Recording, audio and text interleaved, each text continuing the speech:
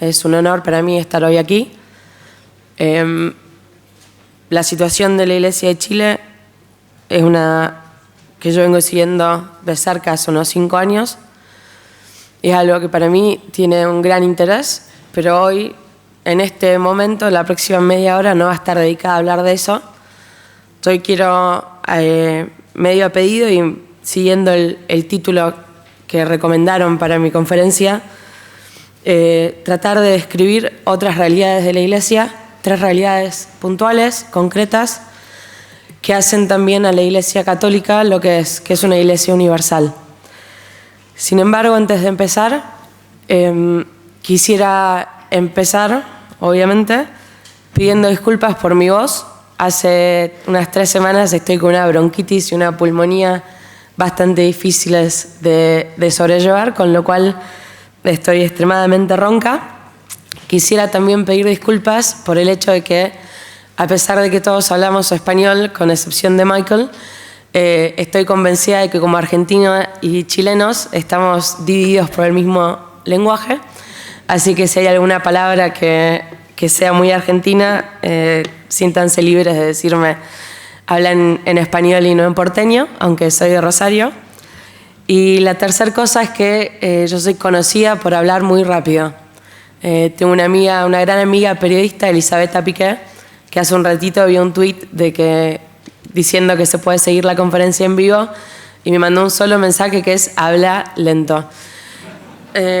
Mi hermana, una de mis hermanas, famosamente dentro de la familia, cuando yo hablo con ella tiene la tendencia de asentir con la cabeza, que es para mí una señal de que todo lo que le estoy diciendo no lo está entendiendo porque estoy hablando muy rápido. Voy a dar por sentado que si los veo asentir es porque estoy diciendo algo brillante y no porque estoy hablando muy rápido, pero de nuevo, siéntanse libres de indicarme si estoy hablando muy rápido, porque es un defecto que no siempre controlo. Bien, otra cosa que quisiera decir, aclarar antes de empezar, es que yo soy periodista. Soy católica y a pesar de las frustraciones y las dificultades y los desafíos, soy orgullosamente católica, pero no soy teóloga, no soy canonista, no soy socióloga, y por ende hay ciertas cosas que no entran dentro de mi competencia y espero, sobre todo en la sección de preguntas y respuestas, poder responder de manera honesta, de manera concreta y siempre como periodista y como una persona que se dedica al periodismo, no necesariamente de investigación, pero yo no me dedico a la opinión. Pero como toda mujer, como toda argentina y como todo periodista, tengo una opinión muy marcada sobre absolutamente todos los temas que se me crucen por la cabeza, con lo cual es posible que hable con una cierta honestidad, una cierta sinceridad, que es poco habitual cuando estoy escribiendo. Es un arma de doble filo, pero bueno, soy lo que soy y no voy a dar excusas por ello, dice una canción. Bien, como dije, quiero hablar de 3 casos puntuales que muestran una realidad de la Iglesia que es muy distinta a la que vemos en Chile hoy, que es muy distinta a la que vemos en Estados Unidos, a la que vemos en Irlanda. Mi diapositiva, a diferencia de la de Michael, no es tanto de contenido, sino que es un machete, porque las personas sobre las que quiero hablar vienen de la India, vienen de Nigeria y vienen de Nicaragua y tienen nombres que no puedo pretender recordar. Son todas personas con las que yo me he encontrado durante más de 30 viajes que he realizado, algunos con el Papa. Yo viajo mucho con el Santo Padre. Este viaje fue una excepción porque este fin de semana el Papa está en Bulgaria y Macedonia y yo estoy hoy aquí porque dije que sí que iba a venir antes de que el Vaticano anunciara que el Papa iba a estar de viaje esta semana. Así que estoy muy contenta de estar acá y un viaje menos con Francisco. Pero bueno, el primer caso son las viudas de Kandamal en la India, el noreste de la India, perteneciente a la diócesis de Bhubaneswar. Sí, esa es una palabra. En el año 2008 hubo un levantamiento de un grupo extremista hindú que en cuestión de días asesinó a cientos de personas, mandó unas 50.000 a refugiarse en un bosque donde otras cientos murieron por picaduras de serpientes y por el frío y por estar a la intemperie. Es una situación de la que se habla poco, que es la situación de una iglesia católica o de un cristianismo perseguido. Cuando se habla simplemente de lo que pasa en Medio Oriente, se habla de lo que pasa en Irak, en Siria. Todos hemos escuchado hablar de la situación de ISIS. No puedo decir la suerte porque no es para nada suerte, pero tuve la oportunidad y el honor de haber estado en Irak 2 veces, en el 2014, en diciembre cuando comenzó la guerra del Estado Islámico, y de nuevo en julio del año pasado, viendo las diferencias y las dos realidades. Pero hoy quiero hablar específicamente de ella, Kanaka Reka Nayak.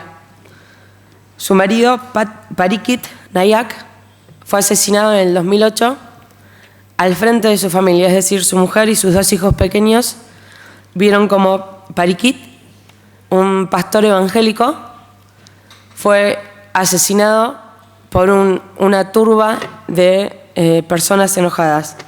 Cuando digo que fue asesinado, digo que lo agarraron, le pusieron perdón si soy gráfica, pero me parece que es importante, le pusieron una cadena de bicicleta al cuello, lo arrastraron por varios metros, le abrieron el estómago, le sacaron los intestinos, los usaron como bandera para decir maté a un cristiano, lo cortaron en trozos y lo prendieron fuego.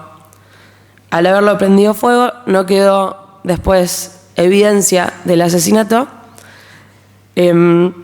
Parikit y su mujer pertenecen a la casta más baja de la India, no tienen partida de nacimiento, por ende el gobierno hindú se niega a reconocer que una persona fue asesinada a pesar de que esa persona es padre de familia, tuvo 2 hijos, y el gobierno de la India se niega a ayudar a Kanaka porque, bueno, como dije recién, no se niega a reconocer que una persona fue asesinada.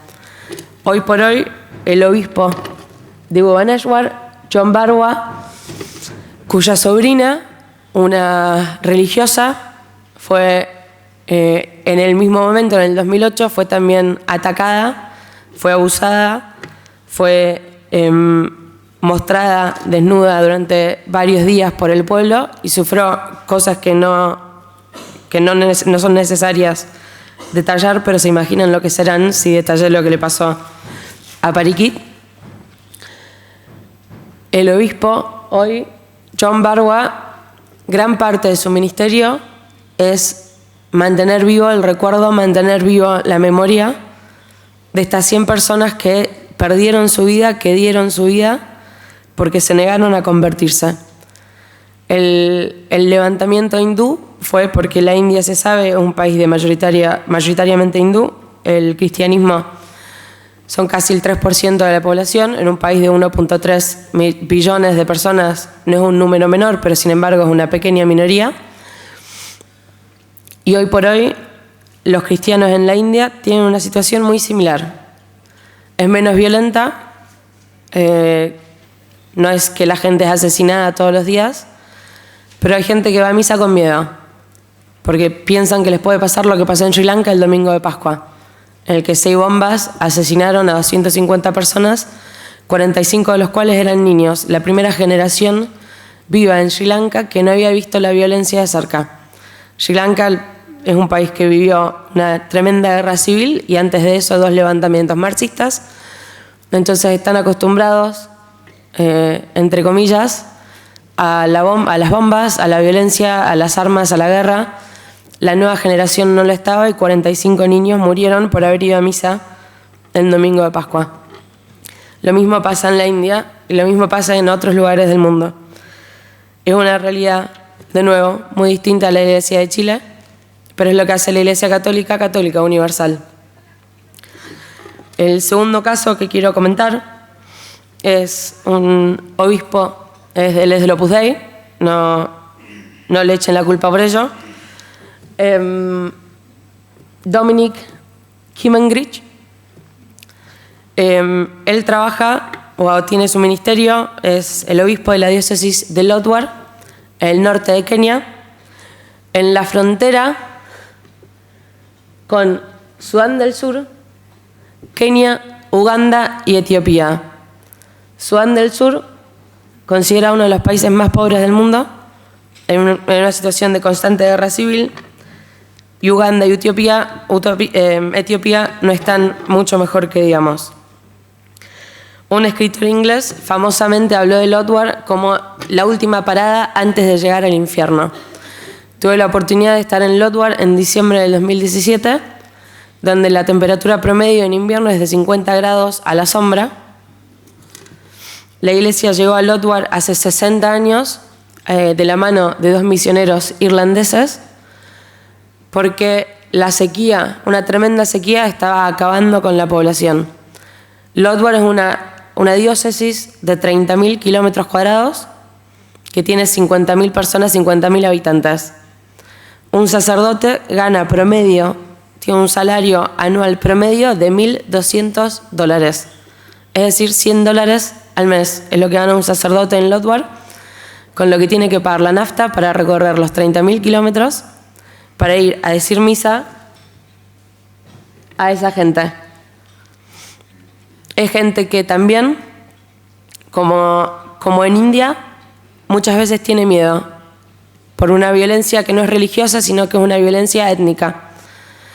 El obispo nos comentó cuando estuve ahí con mi socio, John Allen, que en el 2016 la iglesia tiene una escuela de frontera, en la frontera con Somalia, y hay una gran diferencia entre tribus y hay una cierta violencia histórica que siempre hay cuentas pendientes que saldar.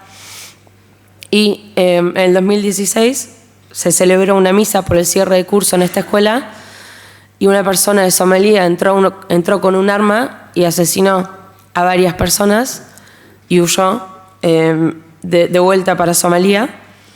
Y el obispo lo que nos dijo a nosotros fue que como iglesia hemos fallado, porque pensaron que podían estar seguros y no lo estuvieron. Es otra realidad, es otra visión, es otra cara de iglesia y es otra respuesta a una tragedia enorme de la cual la iglesia no es responsable, porque la iglesia católica no puede ser responsable por la violencia entre tribus en África, obviamente, pero sin embargo se siente parte de la solución. Y es algo de lo que creo la Iglesia Universal tiene mucho que aprender. Es esa iglesia que se compromete, que se arremanga, que está con su gente, es ese sacerdote que ganando, entre comillas, $100 al mes, encuentra la manera de ayudar a la persona que viene y que le dice: Padre, hoy no tengo que comer. La gran mayoría de la población de Lodwar son nómades, por ende para un sacerdote decir misa es todo un desafío. El concepto de misa dominical es bien diverso, digamos, al que tenemos nosotros. Y sin embargo yo tuve la oportunidad de participar en una misa que se hizo abajo de un árbol, en un tablón que hacía parecer, no sé si alguien si vieron esas famosas fotos de Juan Pablo II cuando todavía era Karol Wojtyła, un joven sacerdote que se llevaba a los jóvenes de campamento y daba misa, celebraba misa sobre un kayak. Ese kayak hace parecer, parece un altar de una catedral, parece el altar de San Pedro en comparación al altar que se usó en Lodwar para decir misa cuando yo estuve ahí. Y hay gente que caminó 30, 40, 50, 60 kilómetros para ir a esa misa. Y estuvo días caminando para ir a esa misa, que quizá tiene una vez al año o 2 veces al año. Y es algo que a mí en lo personal, yo arranqué diciendo que soy católica y me hizo pensar, y es algo que a mí siempre me hace pensar. Es normal que viendo la situación de la iglesia a uno le pregunten, no sé si les habrá pasado, a mí me pasa seguido. De hecho me pasó saliendo de misa ayer en la Catedral de Santiago, que un periodista me preguntó qué hago en misa a pesar de los escándalos, a pesar de la crisis. Ver cómo hay gente que camina 60 kilómetros para ir a misa, ¿cómo puedo yo, que lo único que tengo que hacer es caminar 3 cuadras, no ir a misa y no recibir el sacramento? Los sacramentos, los sacerdotes los dan, tienen ese enorme don pero son un elemento, son una herramienta. La fe no debería estar basada solamente en eso. El tercer caso, sí, las necesidades en la iglesia en Lothar son las mismas que hace 50 y 60 años. El obispo Dominic es un hombre de contradicciones, si se quiere, que no entra en nuestros parámetros habituales por ahí que tenemos. Yo me acuerdo de haberle preguntado si él era conservador o liberal, y fue tal la risa, la carcajada que le salió del alma, que pocas veces me sentí tan avergonzada de haber hecho una pregunta tan absurda, porque, de nuevo, nuestros parámetros de lo que es la iglesia, de lo que es la fe, en un lugar como Lothar, Kenia, son muy distintos.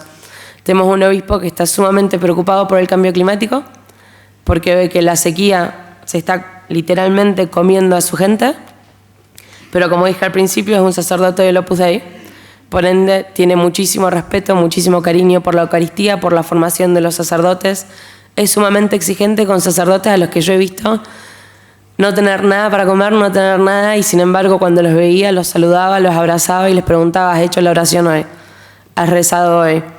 ¿Has estado con tu madre? ¿Has estado con tu gente? ¿Has escuchado la confesión?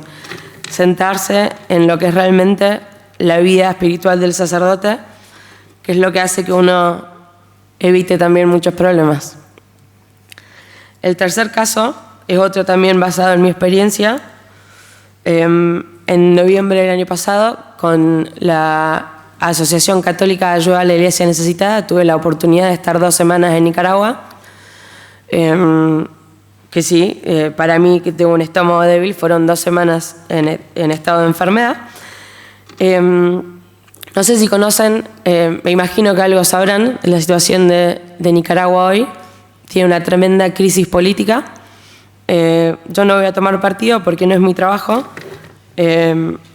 pero tenemos un presidente, Daniel Ortega, y su mujer, vicepresidente Rosario Murillo. Tenemos una sociedad que hoy por hoy está levantada, sobre todo la juventud, que se levantó en abril del año pasado como protesta por un cambio al sistema impositivo que el gobierno había propuesto, que iba a afectar tremendamente a la juventud de la tercera edad.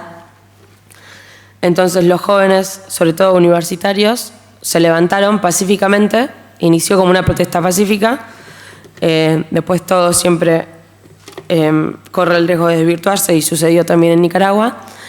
Pero lo que la Iglesia mostró, lo que la Iglesia muestra hoy en Nicaragua, es lo que el Papa siempre llama, que es una iglesia como hospital de campaña.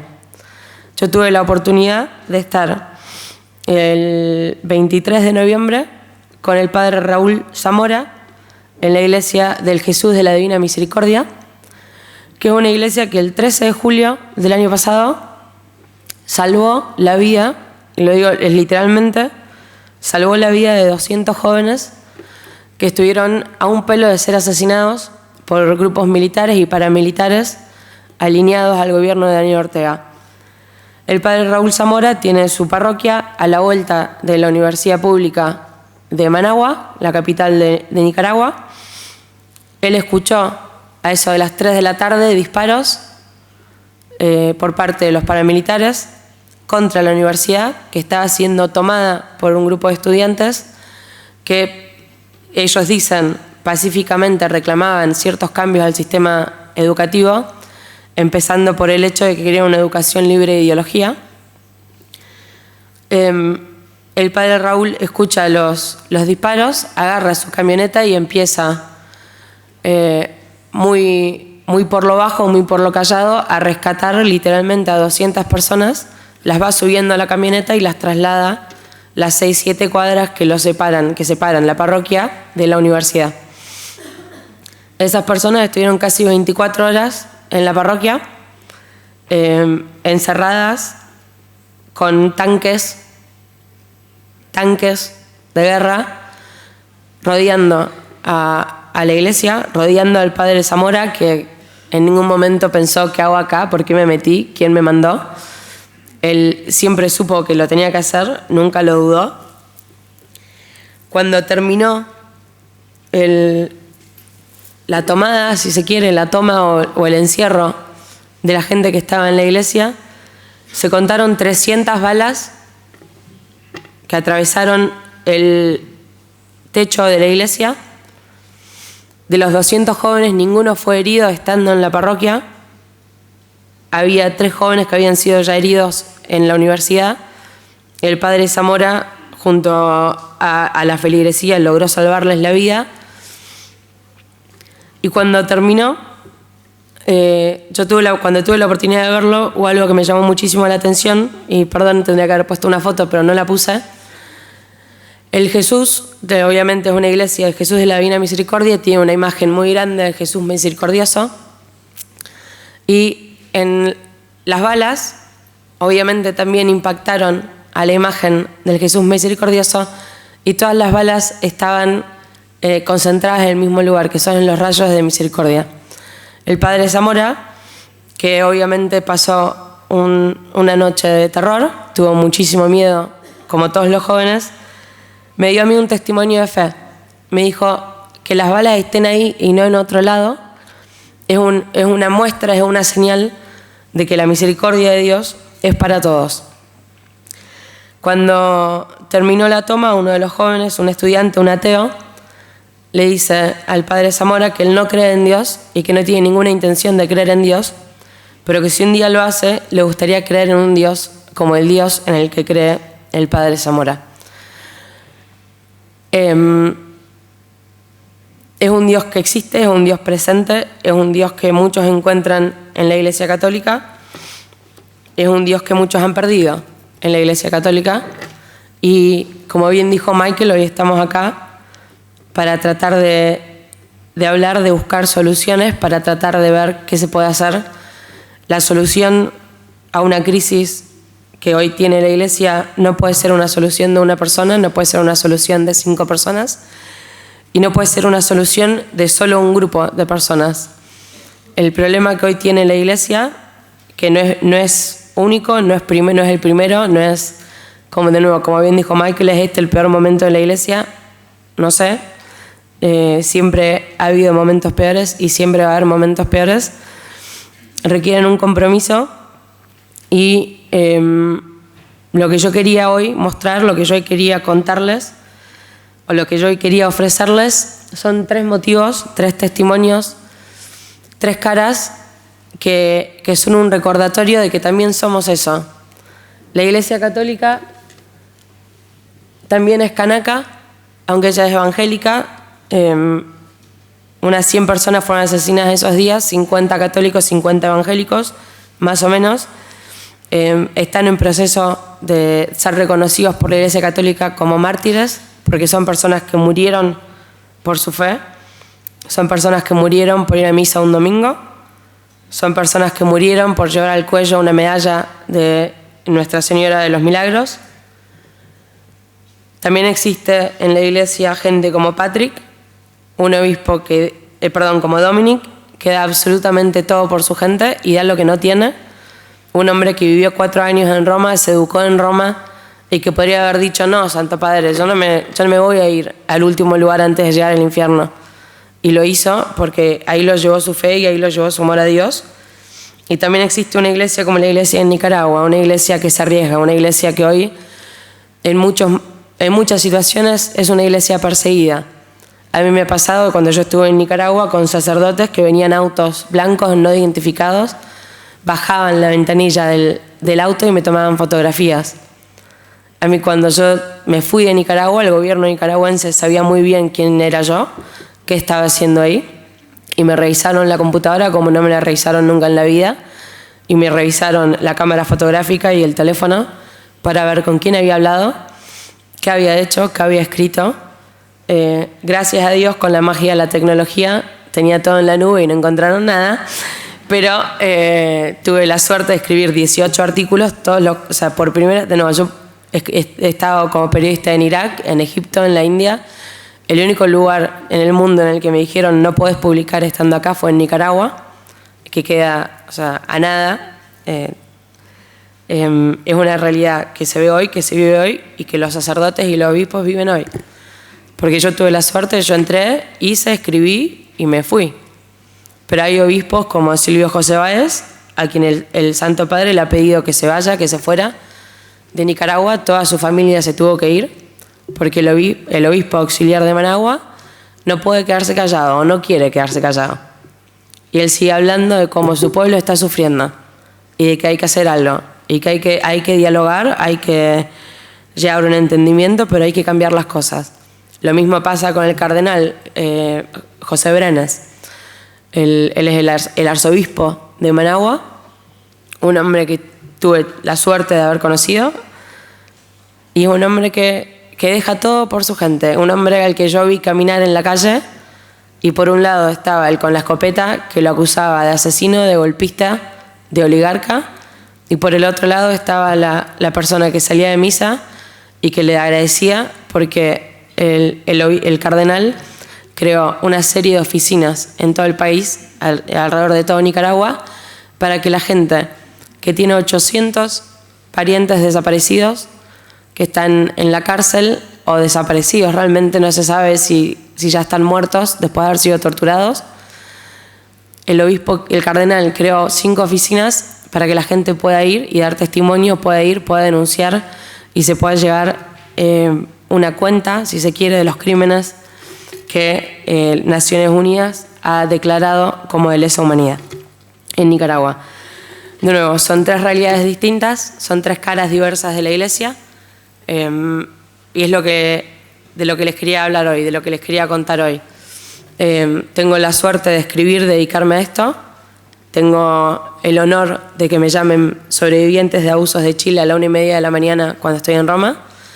Y tengo también el honor de conocer otra cara, de conocer otra realidad. Y hoy quería yo mostrarles esa realidad, porque mucho de lo que vamos a hablar, de lo que vamos a escuchar, y mismo ahora en el panel, son cuestiones más tristes, son cuestiones que nos avergüenzan, que nos cuestionan, pero merece la pena que como católicos, y de nuevo me animo a decir lo que lo soy y de manera orgullosa, nos merecemos también saber por qué estamos luchando, de quién es la Iglesia, que no es nuestra, es de Cristo, y que merece la pena nuestro tiempo, nuestra atención, nuestra oración y nuestro sacrificio. No les robo más tiempo, me parece que es más útil ir al panel que el que yo siga hablando. Muchísimas gracias.